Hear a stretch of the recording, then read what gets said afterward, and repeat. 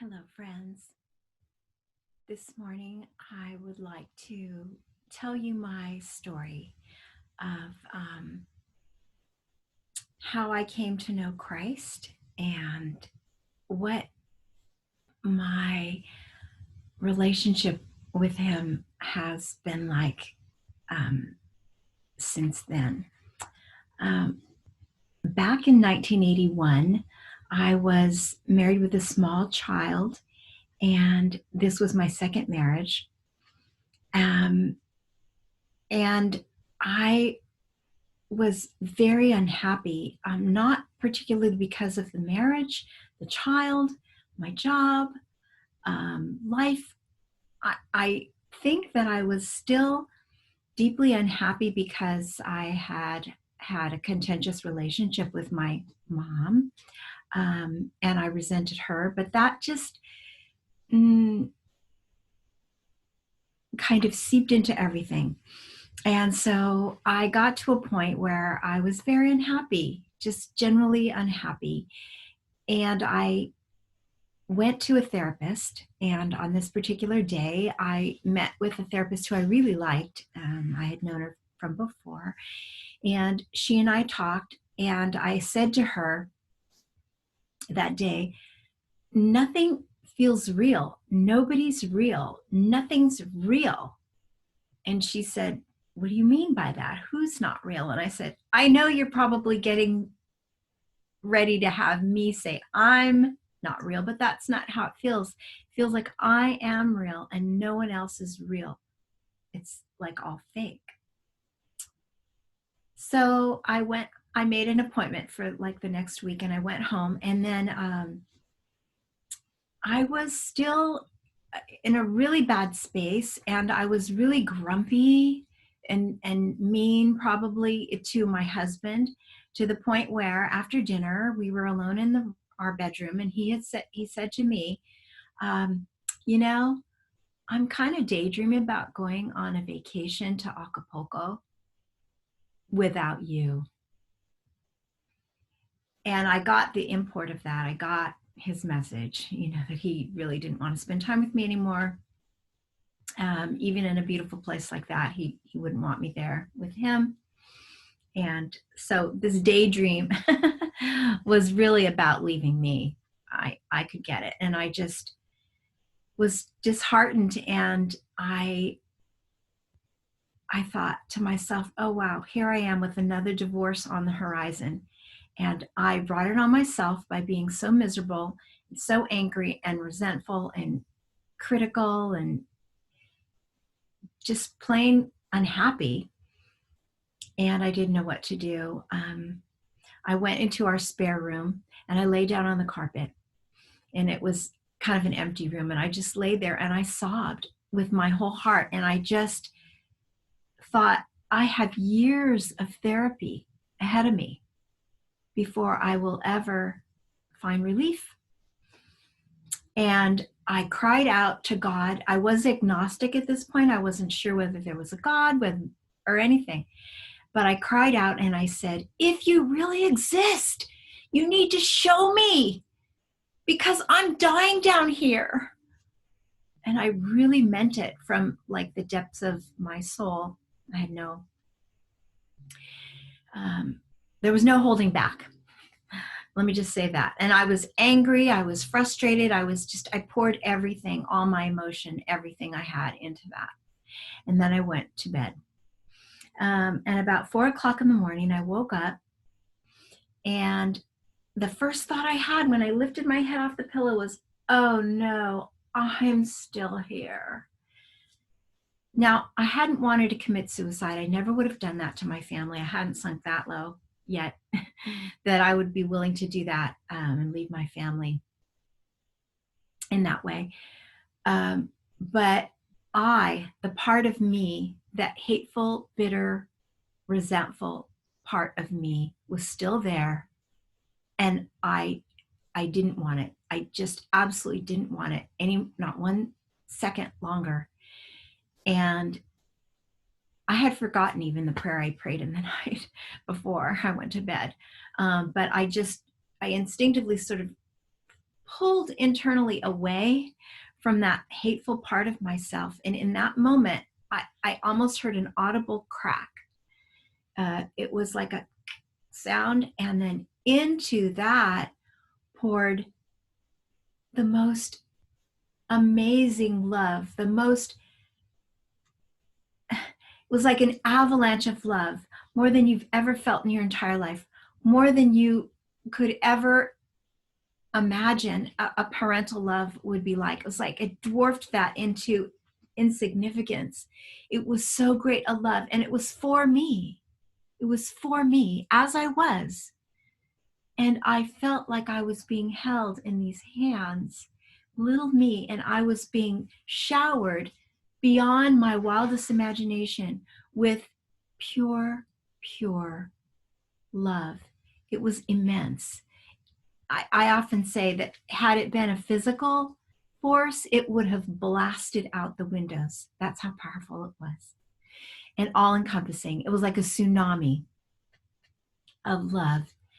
And in that instant, right in that very instant, every resentment, every hatred, every depressed feeling, every negative anything that I had ever felt ever in my being was gone. Gone. Washed in an instant, faster than an instant, like a nanosecond, a picosecond. It was just obliterated, gone. It wasn't in existence anymore, never had been. It felt like it never had been. And I heard audibly, I felt a presence. Oh, by the way, I felt a presence in my room next to my bed, it felt like. And the voice said to me, "Forgive them. They know not what they do." And I had already been washed clean of the resentment, so I didn't need to be told to forgive them, but I understood the teaching, forgive them. They know not what they do. And then I saw that God is only love, and God as love, this is going to sound strange. This is going to sound kind of different than what we've been taught, but this is what I saw when the voice said, "Forgive them, they know not what they do," was that God as love is pure love, only love, has no room in it for even awareness of resentment or evil or bad or sin or anything. In God's conscious life of love only, it is too immense. It doesn't even enter into a awareness of us being guilty. In God's mind, He has known us from the beginning, each and every one of us. From the beginning, before the world was created, we were with Him, and He loved us just that much. From the very beginning. And He's always known what we are and what we will do or anything like that. And the love has never flickered for one instant. His beholding us as absolutely precious has never wavered or flickered for one instant. And I also saw that Jesus did not have to die on a cross to pay for sins to appease an angry God. Jesus died on the cross, yes. He was willing to do that in order to come and bring us God's saving message and saving grace and teach us all that He taught. And He was willing to die for that. And He was also willing to, more than willing, His mission was to show us that there is no death. Life is eternal. And he proved it through his resurrection. And there's two levels of teaching. It's like the external level, like, yes, he died on the cross and he rose again, and we saw that he was alive again, and his body was alive, and he is the way, the truth, and the life, and the resurrection. But also to teach us that he within us will resurrect us inside of us the moment we realize him there in our mind and in our heart. We are new. The old man is dead and the new man is alive. And then that night, the next thing that I understood was that every single person's face that I had ever resented from the time I was a baby flashed before my eyes, beginning with the bread man. When I was about 6 months old, I was sitting in a playpen on my front yard. My mom was speaking to the bread man, and I was watching that, and I became jealous and resentful that my mommy was talking to somebody beside little me. I wanted it all, and I began resenting him. And every face of every person I'd ever resented in my life flashed before my eyes. This was not a conscious remembering on my part. Well, let me explain it. It happened with lightning speed. It was like boom, boom, boom, boom, boom, boom, one face after the other, passed before my eyes and then passed through my heart, which by then was all gone and was already a new heart. The new heart resurrected in me by the Christ within me, who I came into my heart and loved them and blessed them up into the present moment, so that I was at peace and had forgiven and had acknowledged that everyone in my heart, that they were blessed with the love that was now residing in me. And I lay back on my pillow and tears just streamed down my eyes of bliss and gratitude. Incredible gratitude and relief. Can you imagine the relief? Not having that horrible personality to drag around and to feel any longer.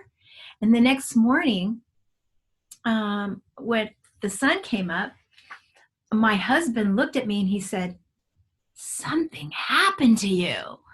He could see it in my face. And then I told him everything that happened. And then I got out of bed and I looked around the world, and everything was so beautiful. All the colors were brighter than ever. Everything shimmered with like pink light. It was incredible. I had a wood carving, I remember this, on my wall. It was a wood carving of roses. And I'd seen it, I'd passed it by many a time. It caught my eye. It was so intricately carved and so beautiful. I had never even seen the beauty. My state of mind and being had never even seen the beauty. And when I walked outside, the trees, the flowers, the birds, the clouds, everything was stunning in its beauty. And this lasted for months.